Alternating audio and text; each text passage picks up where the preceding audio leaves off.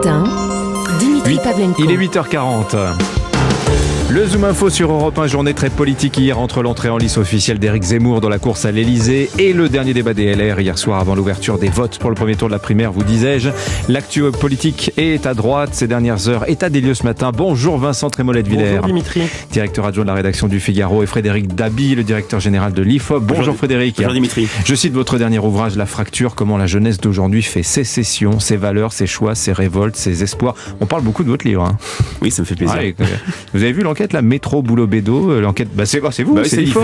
Voilà. Je ne l'ai pas commise, mais je la cautionne. Il y a plein de choses intéressantes, on y reviendra dans cette enquête, parce qu'il y a des images, des représentations sociales qu'on a sur les jeunes consommateurs de cannabis qui sont un peu battus en brèche. Mais ça n'est pas notre sujet, messieurs, aujourd'hui. On va commencer par Éric Zemmour, cette vidéo vue déjà 2 millions de fois. Vincent Trémollet-de-Villers, vous consacrez justement à cette entrée officielle en campagne d'Éric Zemmour votre édito ce matin dans les colonnes du Figaro. Est-ce que vous hurlez avec les loups ce matin? Parce qu'il y a une espèce de condamnation unanime depuis la diffusion de cette vidéo qui, semble-t-il, rencontre tout de même un succès populaire. Non, mais alors moi, je n'ai jamais fait partie d'aucune meute, je n'ai jamais hué personne. Donc je ne hurle pas avec les loups, je réfléchis et j'observe une situation. Si on pense que les fragilités d'Éric Zemmour, qui sont certaines, et qui sont visibles à l'œil nu, et qui font que peut-être son aventure politique échouera, si on pense que cet échec doit emporter avec lui ce que son éruption a révélé, c'est qu'on n'a absolument rien compris. Alors, deux questions. Absolument rien compris. Les fragilités et qu'est-ce que ça révèle? Qu'est-ce qu'on voit dans cette campagne?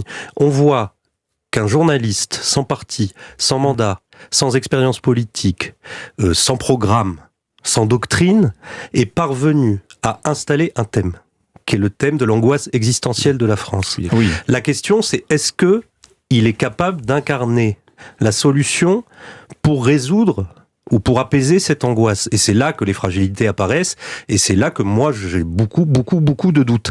Et que les 5 débatteurs d'hier ont une chance politique, c'est-à-dire que les débatteurs de LR, ont saisi cette angoisse existentielle, en ont pris la mesure, et sont capables, il me semble, d'apporter des réponses plus sereines, plus professionnelle, plus expérimentée, plus apaisée. Il faudrait qu'elle soit courageuse. La droite a beaucoup manqué de courage, et là, l'élément qu'il leur faudrait en plus, c'est le courage, mais à partir de là, pour eux, le phénomène Zemmour et l'irruption d'Éric Zemmour permet ouvre une perspective qui n'existait pas lorsqu'on en parlait au mois d'août. Je note que Frédéric Dabi, ne dit pas, il a fait surgir le thème de l'immigration, mais celui de l'angoisse existentielle de la France. Est-ce que fait émerger Éric Zemmour dans cette campagne? Tout à fait. Moi, je parlerais de déclin.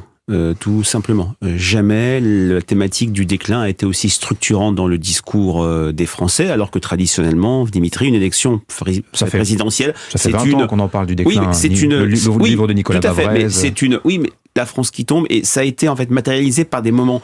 Le Covid a été un moment d'accélération. Nous n'avons pas été capables de créer, de produire des vaccins, ce qui s'est passé lors du premier confinement. Tout simplement, l'affaire des sous-marins australiens, spontanément, les Français ont vu, c'est la marque du recul de la France. Vous parliez de mon livre tout à l'heure. En 1999, 3/4 des jeunes considéraient que la France est une grande puissance. Aujourd'hui, 51% seulement. Et c'est vrai que Éric Zemmour, qui parle de ce thème depuis très longtemps, le suicide français, c'est je crois 2013, a rencontré un moment particulier où les Français reconnaissent que le pays a beaucoup d'atouts, mais qu'il manque de confiance, que les élites ont failli. Et c'est vrai, quelle que soit son aventure, pour l'instant, son sondage, il est peut-être en baisse, il est entre 14 et 15% dans le dernier IFOP fiduciaire pour le journal du dimanche. Vous pensez, c'est 15%, allez, on va dire 13-17%, c'est quoi? C'est le plafond de verre d'Éric Zemmour ou c'est son socle? Dimitri, personne ne peut le dire aujourd'hui. Moi, ce qui me frappe, c'est qu'il a un socle électoral relativement homogène, quelle que soit la catégorie, sauf les jeunes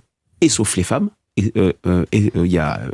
excusez du peu, mais qu'il a la capacité que ne réussit ni Marine Le Pen, ni le candidat potentiel de la droite, à avoir 2 sources de gisements électoraux, à savoir la capacité à faire venir sur son nom 20% des électeurs Fillon et un petit tiers des électeurs de Marine Le Pen. Maintenant, au-delà du constat, au-delà de ce qu'on a vu hier dans ce clip qui était tout à fait en adéquation fond-forme, mais c'est un vrai atout de ce point de vue-là, au-delà des polémiques, des points Godwin, etc. C'est passé de Cassandre, de Caton à la proposition, la projection. Et c'est là où, pour l'instant, les Français sont, à mon avis, les Français acquis ou potentiellement acquis à Éric Zemmour restent sur leur faim. Justement, sur la vidéo, il y aurait beaucoup de choses à dire, mais on a entendu, par exemple, Gérald Darmanin dire la vidéo ignoble d'Éric Zemmour. Il y a une espèce de condamnation unanime. Il y a cette polémique sur l'emprunt d'image. Vous vous souvenez, Oui. Dimitri, de la formule de Nietzsche, nul ne ment autant qu'un homme indigné.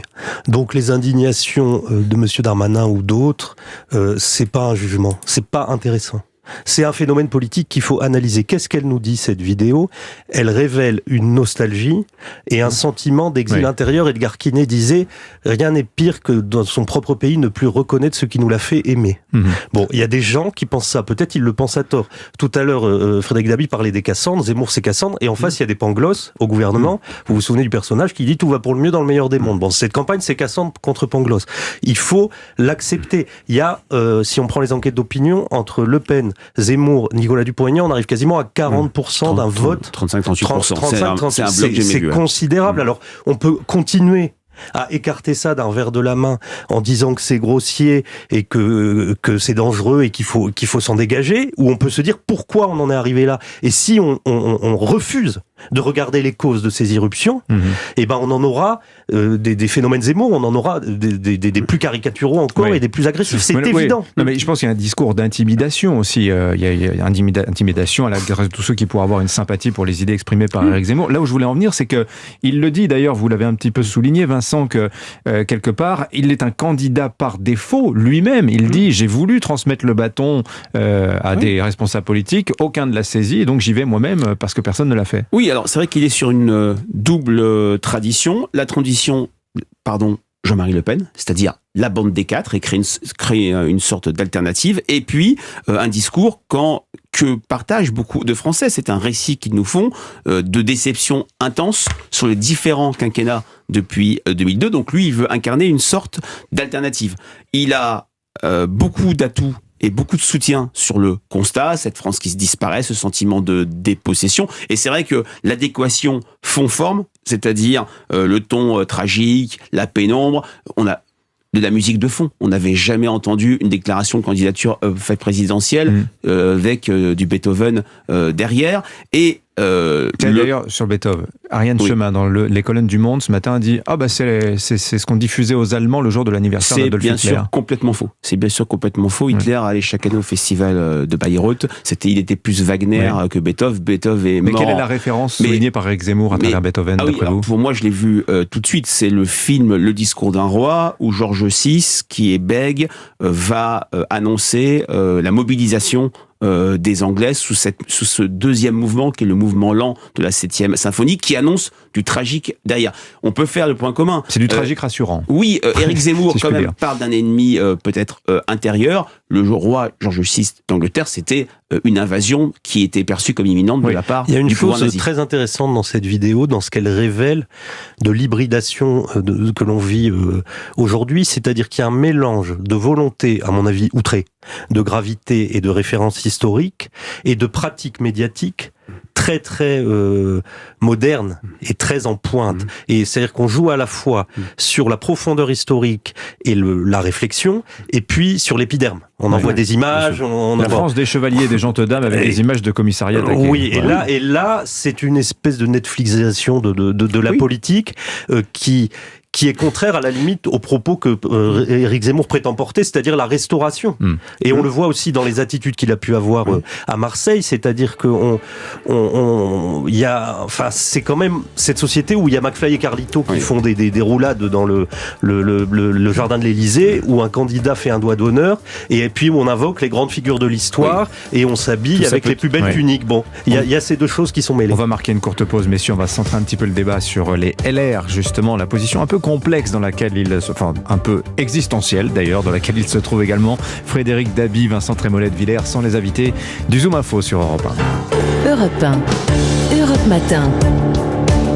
Le Zoom Info, état des lieux des forces à droite entre l'entrée en lice officielle d'Éric Zemmour et la dernière ligne droite pour la désignation du candidat des Républicains pour la présidentielle. Nous sommes avec Vincent Trémollet de Villers, directeur adjoint de la rédaction du Figaro, et Frédéric Dabi. Je rappelle, vous êtes directeur général. Mais oui, vous êtes le boss maintenant, directeur. Frédéric Dabi. Du côté des LR maintenant, alors je vais pas vous demander si ça a été un succès cette primaire, parce que finalement plus personne ne pose la question du timing, à savoir si le 4 décembre c'est trop tard ou pas. On y est de toute façon. Voilà, mais quelle est la situation actuelle de la droite entre ces 5 candidats dont les différences sont quand même se jouent sur la nuance finalement et le caractère, Frédéric, hein. On a un vrai décalage entre la droite qui semble avoir gagné la bataille des idées. À 4 mois et demi du vote de l'élection présidentielle, on a un total des intentions de vote pour la gauche qui est rarissime, tellement il est bas à un niveau plancher autour de 25%. La droite n'est pas LR, forcément. Et puis, il y a une droite, il y a une sorte de compétition à droite. Alfred Jarry disait ça se passe en Pologne, ça se passe nulle part. Quand ça se passe à droite, ça se passe nulle part et un peu partout. Il y a une partie du peuple de droite qui choisit Emmanuel Macron. Et on a vu qu'Éric Zemmour était arrivé à capter une partie également de la droite. Et puis, il y a ce bloc LR qui, pour l'instant, n'est pas en situation d'accéder au second tour, mais soyons extrêmement prudence sur les sondages quand l'offre électorale n'est pas connue. En tout cas, c'est un moment dramatique, si je puis dire, ou dramaturgique pour la droite, puisque elle a déjà connu 2 défaites de suite à l'élection présidentielle. Une 3e défaite du bloc LR-UMP, là, serait particulièrement mortelle. Je vous dis juste ce que dit Dominique Régnier ce matin dans les colonnes des Échos. L'excellent Dominique Régnier. Voilà, qui décrit cette ligne étroite sur laquelle file LR, qui doit à la fois concurrencer la droite dure, sans exaspérer ses propres modérés, sur des thèmes tels que l'immigration, qui est pris en charge depuis des années par la droite dure. Et il faut en même temps se distinguer d'Emmanuel Macron sur le terrain économique et social, c'est-à-dire montrer qu'on a des ressemblances, mais qu'on est différent. Oui, mais je pense qu'il y a beaucoup de flou dans cette histoire.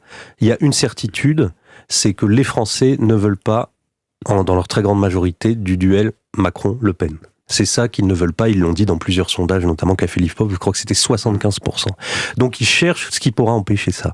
On peut analyser le phénomène Zemmour comme une première solution, une première hypothèse qu'ils ont tentée, et qui, pour le moment, montre qu'elle n'est pas pertinente puisqu'il ne peut pas espérer...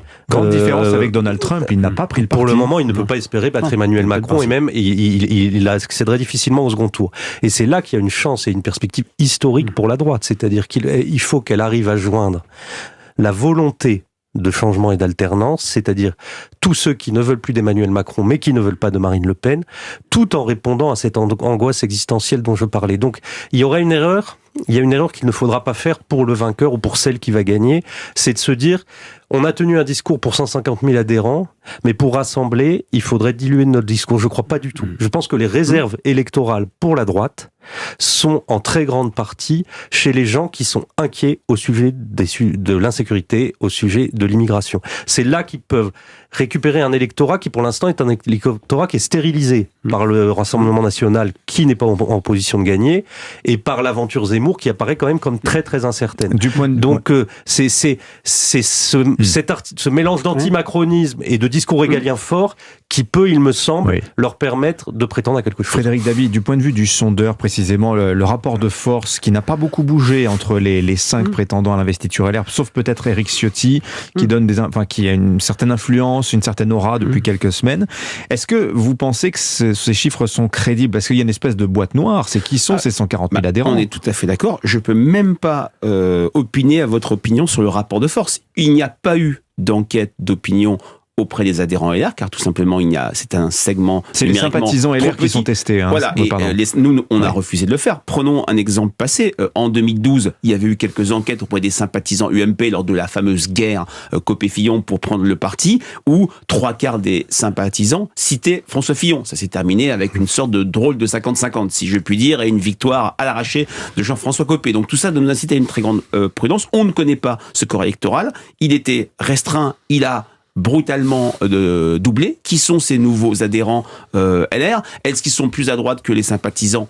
Sans doute, notamment les canals historiques, et donc dans ce cadre-là, Éric Ciotti, qui est apparu sans doute dans le cadre de son offre programmatique en adéquation sur sa vision de l'identité, sur sa vision du pays. Mais c'est un Zemmour intégré, Éric Ciotti. Peut-être, d'ailleurs c'est celui qui a été le plus bienveillant vis-à-vis d'Éric Zemmour, a peut-être une longueur d'avance, mais vraiment, personne ne le sait. Et aujourd'hui, alors, on critique souvent les enquêtes d'opinion, mais elles sont en capacité de donner au moins une information sur un rapport de force. Cette information, aujourd'hui, nous ne l'avons pas. Et personne ne l'a. J'ai 30 secondes pour répondre, Vincent. Comment on explique cette faiblesse historique de la droite de gouvernement, alors que précisément, la France est plus à droite que jamais?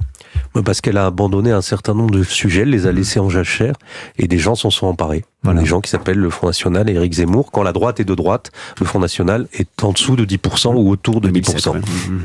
Merci messieurs. Vincent Trémollet-de-Villers, le directeur adjoint de la rédaction du Figaro, et Frédéric Dabi, le directeur général de l'IFOP. Ça y est, je me le suis mis dans la tête. Je renvoie la lecture de votre dernier livre, La Fracture, comment la jeunesse d'aujourd'hui fait sécession, ses valeurs, ses choix, ses révoltes, ses espoirs. C'est paru aux arènes. Bonne journée à tous les deux.